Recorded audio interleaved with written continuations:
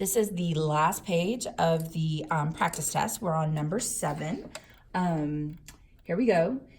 My answer key on Schoology from last year says it's number 8. It's the same problem though, so bear with me on the numbering. We just changed some numbers and subtracted some problems or something like that. So sorry about that, but the questions are still the same. It says solve the equation, only give solutions on the interval from 0 to 2 pi. We have the square root of 3, secant x is equal to 2. So first thing I want you to remember is that secant is equal to 1 over cosine. Okay, so we're going to replace that secant with 1 over cosine. So I have square root of 3 times 1 over cosine x equals 2. Okay, so really I have the square root of 3 over cosine x equals 2. I can go ahead and say that it's 2 over 1 if you want. And then we want to cross multiply. Okay, so square root, let's see, square root of, I'm going to do this side first. So 2 times cosine x is equal to the square root of 3, because you're doing the square root of 3 times 1. Divide both sides by 2.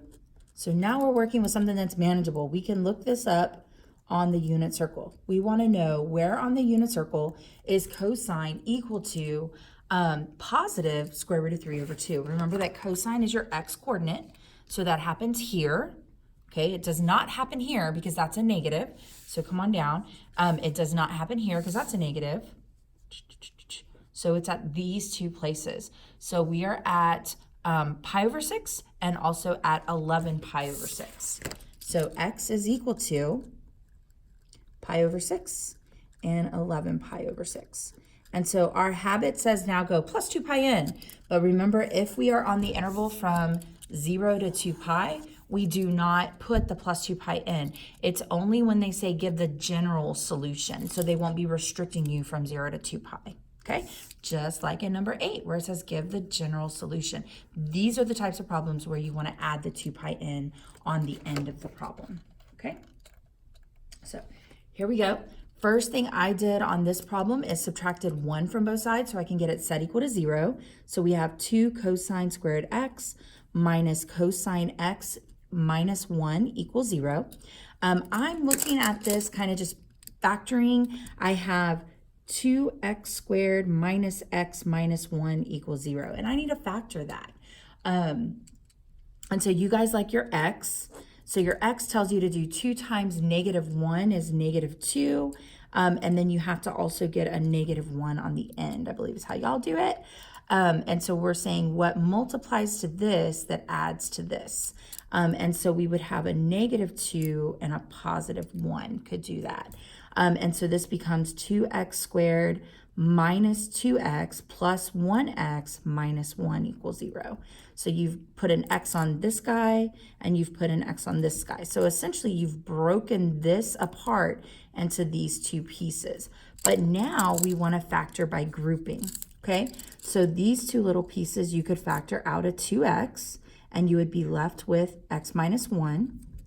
Here, you want to factor out really just a plus 1. You don't really want to factor out anything because it already has the x minus 1. So it's like you're factoring out 1 is all you're really doing, okay? So the x minus 1's match, so you want to factor that out. So I took that out. And then what's left over is my 2x plus 1.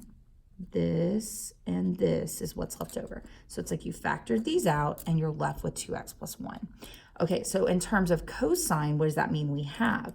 It means we have cosine x minus 1 times 2 cosine x minus 1. I'm sorry, plus 1, not minus 1, plus 1. Okay, so that's what we have factored that out to. So again, this became cosine x minus 1 and 2 cosine x plus 1. We have set equal to 0. So we're going to solve each of those separately. So we have cosine x minus 1 equals 0, which gives us cosine x equals positive 1 when we add 1 to both sides. Okay, this one we're going to move the 1 over, making it negative 1. So I have 2 cosine x equals negative 1. Divide both sides by 2. So cosine x equals negative 1/2. So we're evaluating both of these on the unit circle. So we want to know for cosine x equal to 1, remember x cosine is the x coordinate. So that is happening here at 0, and it's happening at 2 pi. Not happening there. It's -1 here, so it's not happening there, and it's not happening there. So this is the only place where it's happening. That cosine would be 1. So we're going to say x could be 0. And we'll come back to that in a second because we still need to figure out where cosine could be -1/2. So not happening there, not happening there, not happening there. Oh, look, it's happening there at 2 pi over 3.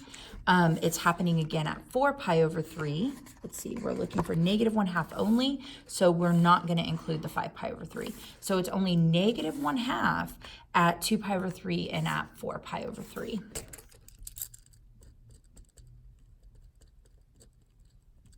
Okay, so this is one of those problems, though, where we have to give the general solution. So we're going to say x is equal to the set of 0, 2 pi over 3, 4 pi over 3, and then however many more rotations you want to go, so plus 2 pi n. So it's not only equal to 0, it's also equal to 2 pi, it's also equal to 4 pi, it's also equal to 6 pi, and so on. So you can do 2 pi over 3, and then you can keep rotating as many times as you want, infinitely, to get infinite solutions. So that's why we just go ahead and add that 2 pi n on the end there. Okay, one more problem. Here we go. We have the square root of 3 times tangent pi x equals -3. I need you to, I know you don't love it, but let's ignore the pi. Ignore the pi. Pretend you don't have it. We'll deal with it at the end. So to get tangent by itself, we're going to take this, divide both sides by the square root of 3. So I have tangent of, pretend it's just x, equals -3 over the square root of 3. You know I don't like that. You know I want to rationalize that. So we're going to multiply top and bottom both by the square root of 3. So we have tangent of, pretend it's just x, equals -3 root 3 over just 3.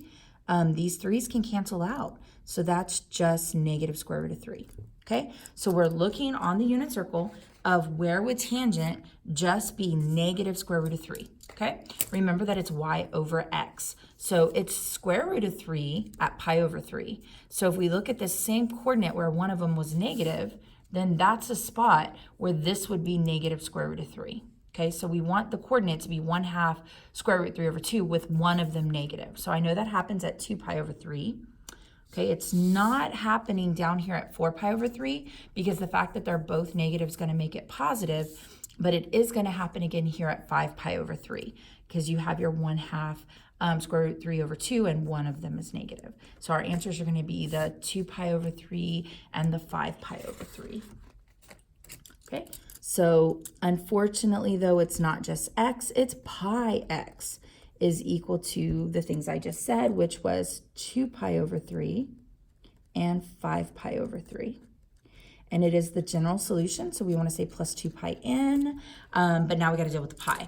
All you do is you come through and you divide every single piece by whatever's with the x we didn't want. Okay, so that cancels that pi out, that cancels that pi out, cancels that pi out, cancels that pi out. So we have a final answer that x is equal to 2/3, comma 5/3 plus just 2n.